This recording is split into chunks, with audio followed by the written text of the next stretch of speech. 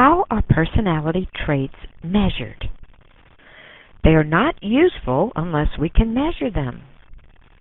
Without measurement, we have no scientific understanding of the mind or prediction of behavior. Without measurement, we would be unable to plan treatment to treat depression. We would be unable to use personality traits in order to decide which people would be best suited for a job. Personality assessment is more than simply measuring traits. Personality consists of any characteristic pattern of thought, feeling, or behavior exhibiting consistency across time and situations. Personality patterns include motives, intentions, goals, strategies, and subjective representations.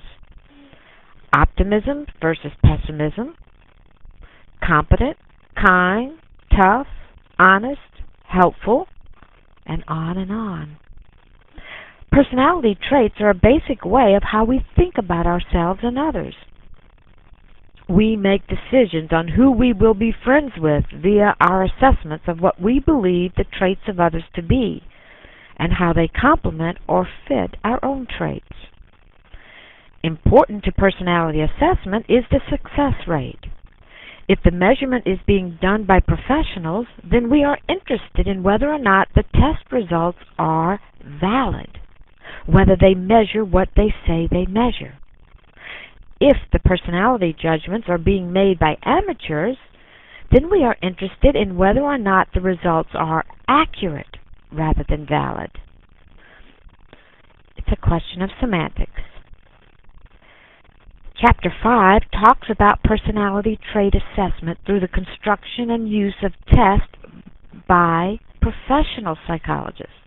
Chapter 6 talks about personality trait assessment by armchair amateur psychologists, those who without formal training practice psychology every day.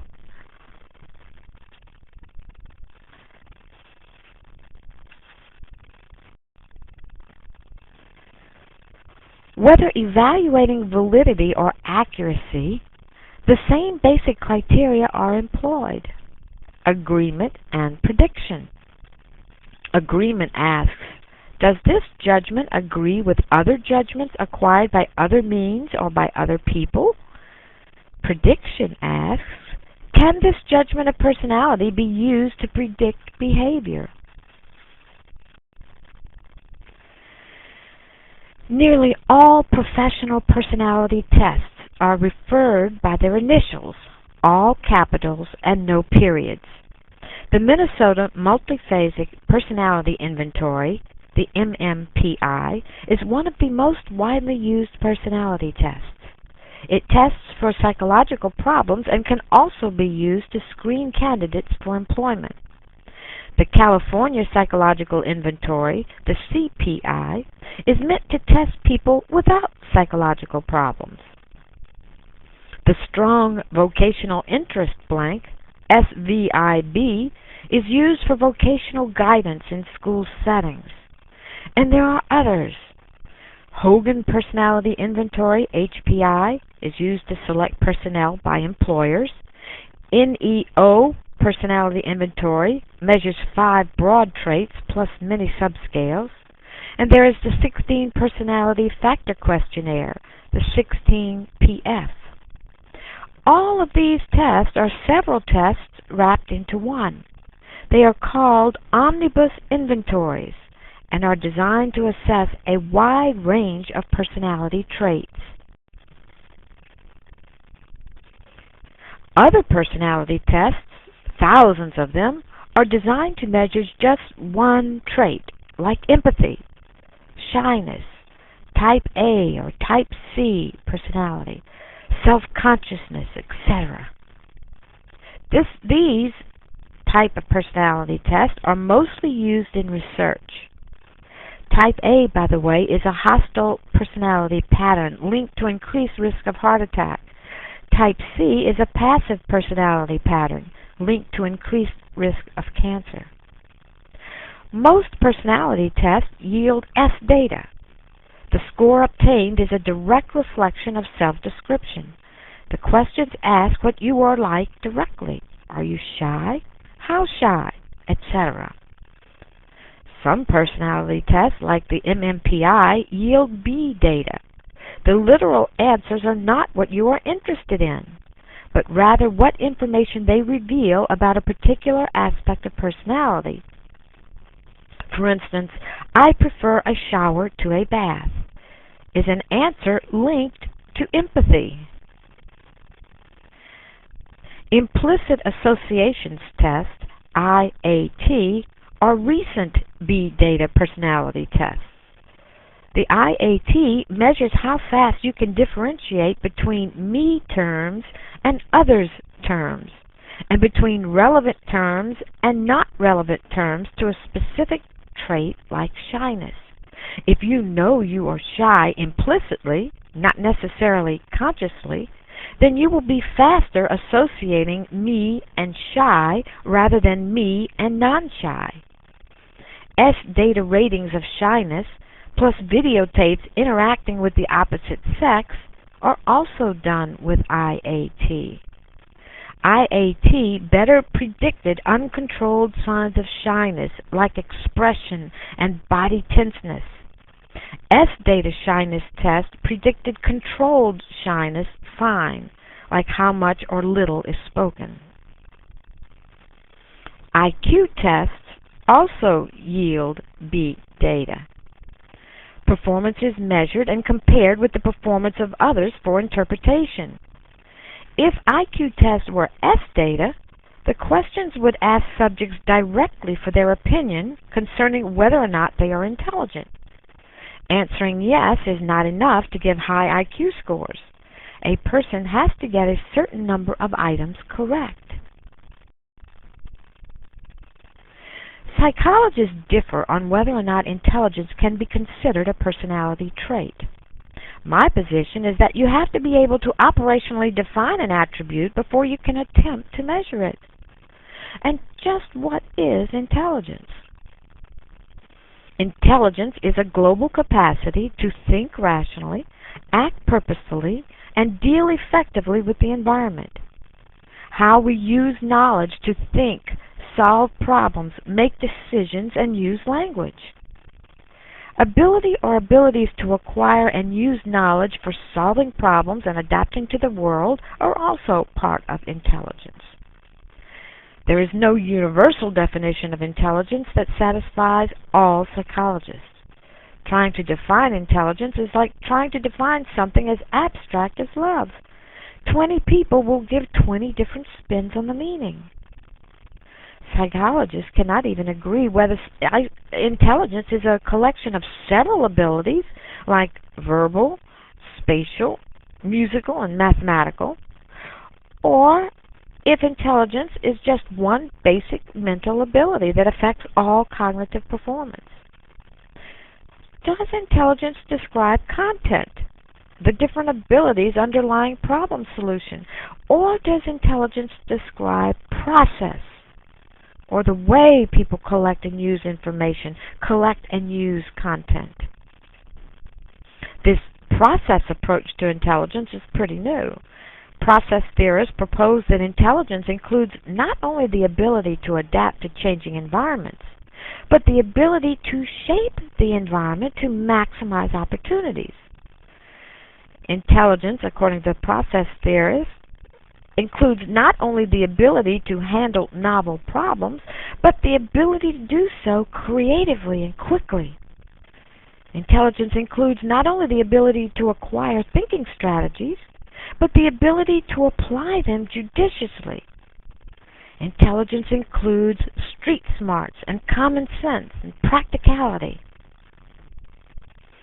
Intelligence is not a fixed property. It is continually open to change.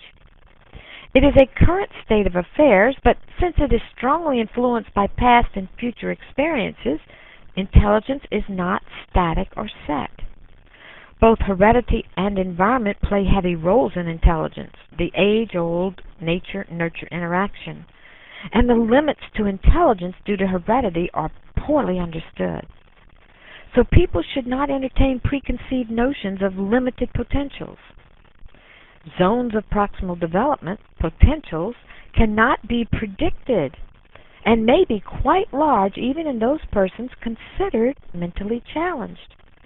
Vygotsky's theory emphasizes zone of proximal development, or potential, which is the level reached when mediated help from others is given.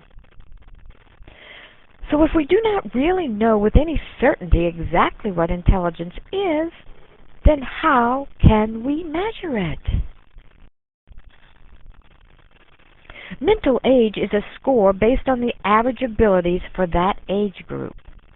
Even Alfred Binet, who is credited with developing the first systematic intelligence test, did not believe he was testing innate ability, but rather was identifying children in school who needed help. Binet and Simon, in France, in 1904, developed a series of testing and compared successful and unsuccessful children. They were able to determine a mental age, a score based on the average abilities for that age group. A child's mental age was the age at which most children were successful with the same items as he or she. A child would have a mental age of 8 if his/her successful items were those answered successfully by most 8-year-olds, regardless of how old he or she was really, chronologically. When introduced into the United States, Binet's mental age test was expanded to include the concept of intelligence quotient, IQ. IQ is the score comparing mental and chronological ages. Divide the mental age by the chronological age and multiply by 100. Children with average intelligence would have a mental age that equaled his or her chronological age. 1 times 100 would give an IQ of 100. Now, IQ is calculated by comparing a person's score with the scores of others in the same general age group. The average score for an age group is fixed at 100, and 2/3 of all scores fall in between 85 and 115, which is plus or minus 15. IQ tests do not measure intelligence. Remember, we can't even agree on the definition of intelligence. What IQ tests do appear able to measure and predict are academic achievement and school success, not intelligence and life success. IQ tests are unable to test potential development, zones of proximal development. They are unable to test motivation, social skills, personality, drive, emotional maturity, creativity, willingness to work hard, resiliency, optimism, cultural factors, or even luck and who you know.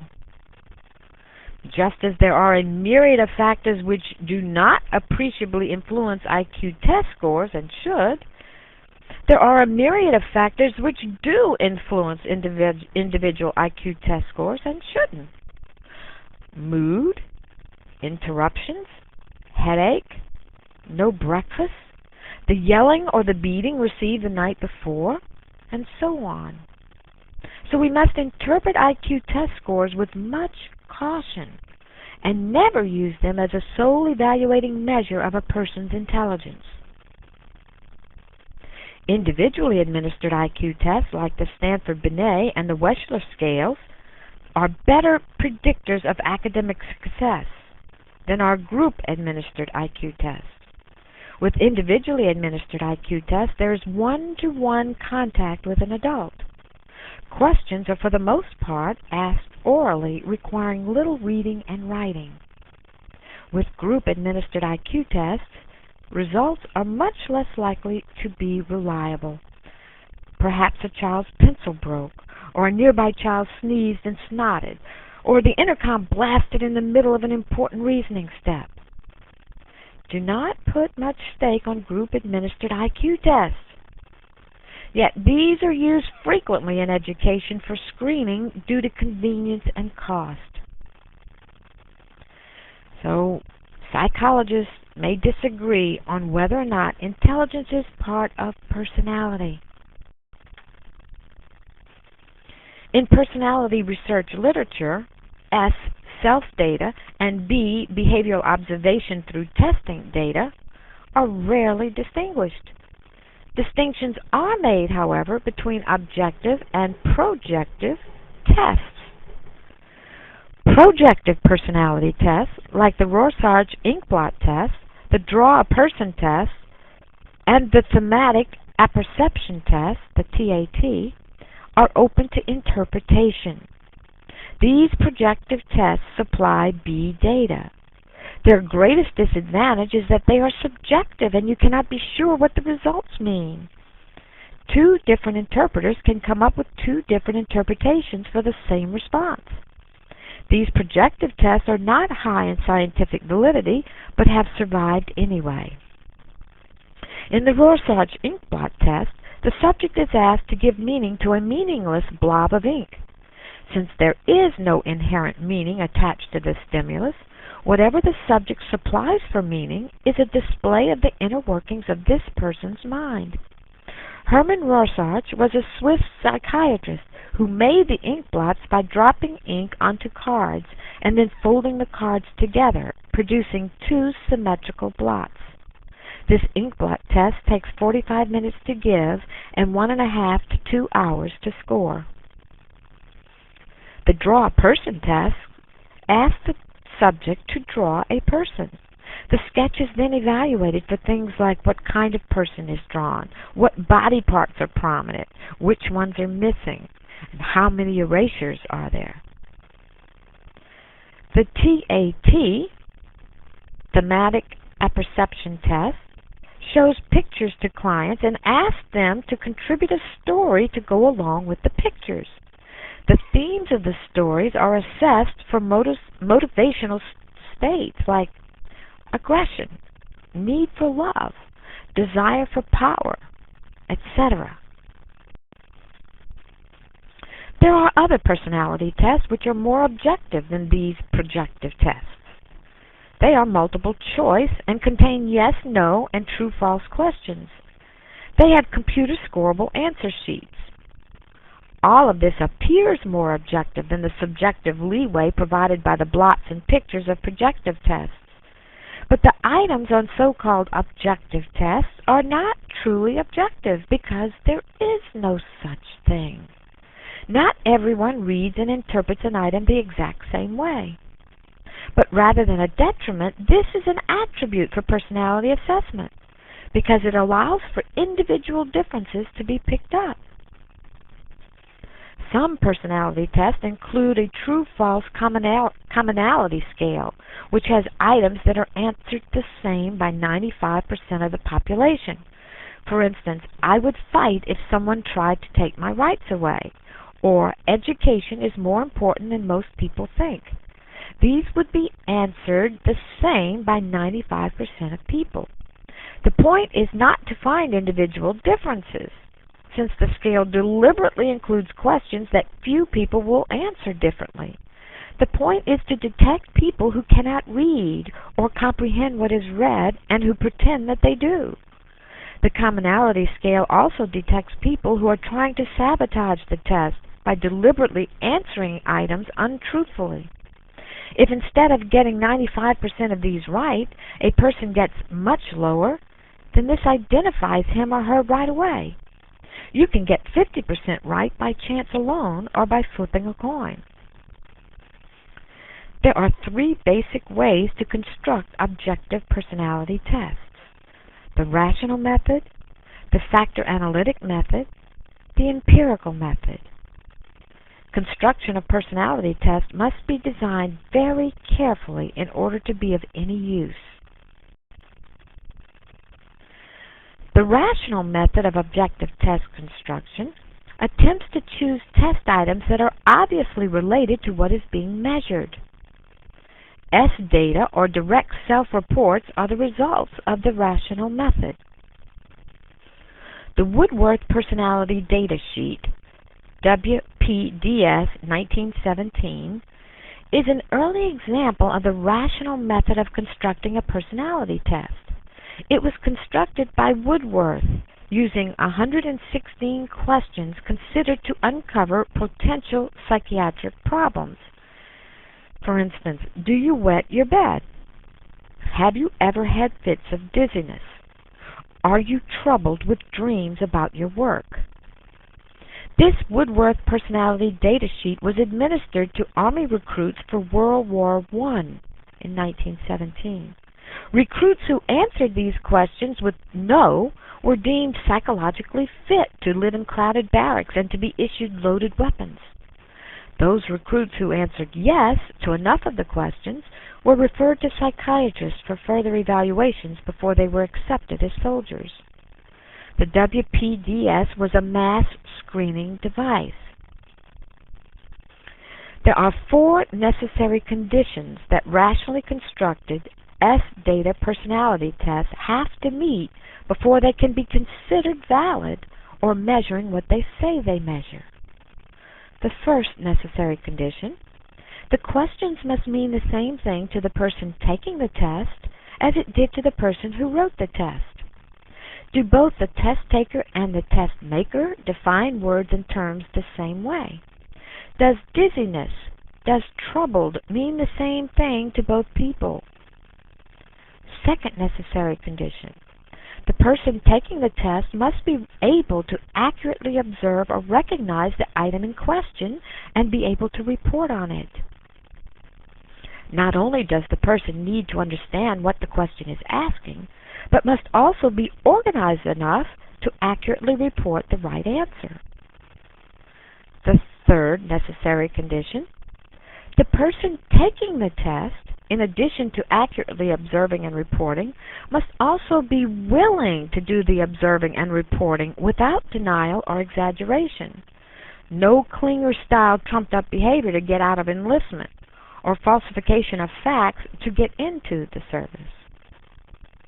And the fourth necessary condition that all rationally constructed S-data personality tests have to meet before they're considered valid: questions must produce answers that measure what they say they do. In the WPDS example, psychological problems or mental disturbance was what the results of the S-data were to show. Do dizziness and dreams about work have much to do with mental disturbance? Do they really measure the potential to have psychiatric problems? Are the results valid indicators of psychological problems? Most rationally constructed tests do not meet all 4 of these conditions, yet they are the most common form of psychological assessment device around. Self-tests and questionnaires are widely used. They are composed of items, all of which seemed relevant to the measure in question by the person who wrote them. One much used and apparently valid rationally constructed test measures optimism versus pessimism using a questionnaire with only 8 items. It was devised by Norm and Cantor in 1986. It does a good job differentiating between those students who motivate themselves to work hard because they expect good outcomes, these are your optimists, from those students who motivate themselves by expecting the worst unless they do work hard, these are your pessimists. Optimists and pessimists are identified depending on the answers given to the 8 questions. Answers could range from 11, very true of me, to 1, not at all true of me. I go into academic situations expecting the worst, even though I will probably do okay. If the answer is high, this points to pessimism. I generally go into academic situations with positive expectations about how I will do. If the answer is high, this indicates optimism. Open-ended questionnaires eliminate problems with possible ambiguity or irrelevance embedded in the questions. But it adds the problem, or they add the problem, these open-ended questionnaires, they add the problem of ambiguity as well as questionable relevance in the test taker's answers.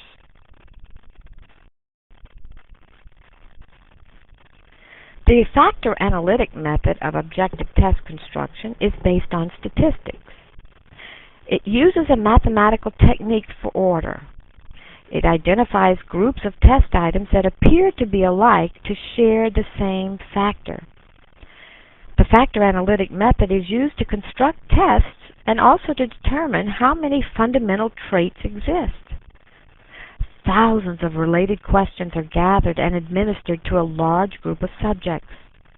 The answers to this initial test are computerized, and correlation coefficients are calculated between every question item and every other item. Those with high correlation coefficients are kept, and those with low ones are discarded. Those with high correlation coefficients group together with a pattern tendency. A subject who answered true to "I trust strangers" would also most likely answer true to "I am careful to turn up when someone expects me," and false to "I could stand being a hermit." When such a pattern or tendency occurs, then the next step is to decide what factor these questions have in common, and then identify or name it. Warmth is the factor named by the combination of the above questions and answers. With several of these related items, a scale for warmth could be obtained, one that ends up containing just a few of the thousands of original items. As for determining fundamental personality traits, the factor analytic method has produced different results. Cattell found 16 fundamental traits. PSYC found 3. And McCrae and Costa found the big 5, which we will talk about in Chapter 7. There are 3 limits of this factor analytic method. The first, the quality of the results from a factor analysis depends on the quality of the original items put into it in the first place.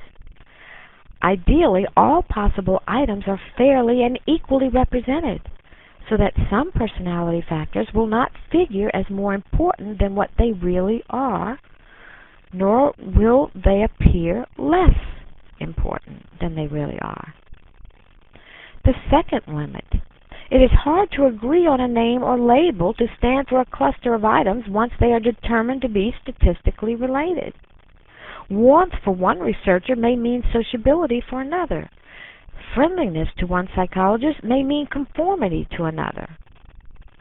Conscientiousness, dependability, superego strength, constraint, self-control, will to achieve, all of these describe the same factor. So it's hard to agree on a name or a label. The third limit of factor analytic method. Sometimes the items that cluster together do not make sense. Sometimes results cannot be named precisely. The empirical method of objective test construction yields B data.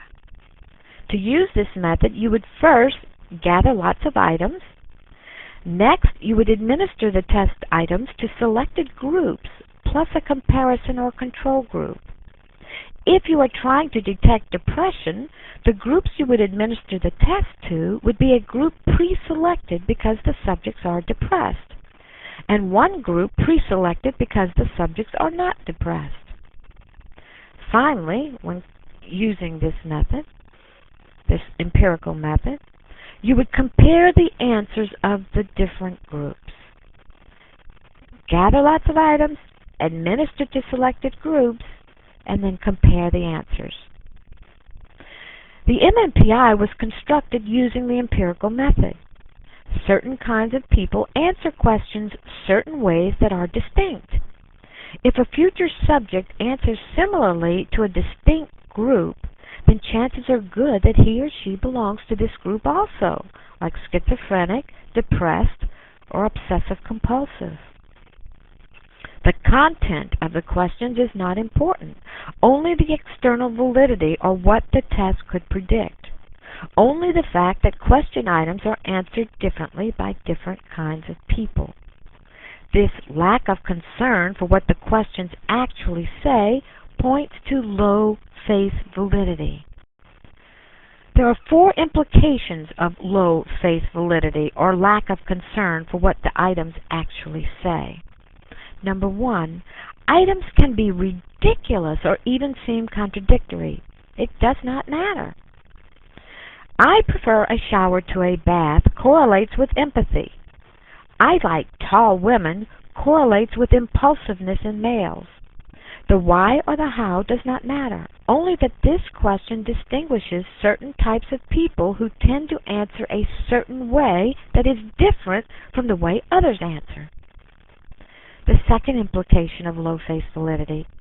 Because the items seem to be absurd, it is hard to deliberately score a certain way or to sabotage or fake the results. Literal truth does not matter. The particular answer is not what is wanted. Rather, what is wanted is to discover what the answer will be. The third implication of low faith validity. Items were given to a particular group of subjects at a particular time and place.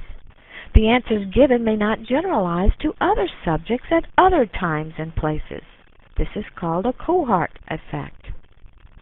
The fourth implication of low faith validity. Lack of concern for content can present legal or public relations problems, like the problems Target stores encountered in 1993. Target stores included hard-to-explain items on their questionnaires, things like sexual orientation and bowel habits and religious beliefs. Target was fined $2 million. Item content matters more to developers of empirically derived tests now. There are certain questions that you are not supposed to ask, no matter how high in external validity they are, or how high they correlate with a certain measure. You're not supposed to ask them because they reveal things that are nobody's business. Modern test developers use a combination of three types of test constructions that we've talked about. The rational method, yielding S data, the factor analytic method, yielding B data, and the empirical method, yielding B data. Tests are useful tools, but they have limited validity. None is perfect. If ever you take a personality test and it tells you something about yourself that you believe is false, chances are 90 to 10 that you are right and the test is wrong. Also keep in mind that the Barnum effect might persuade you that a personality description fits you to a T, though in reality it is a general description that applies to everybody.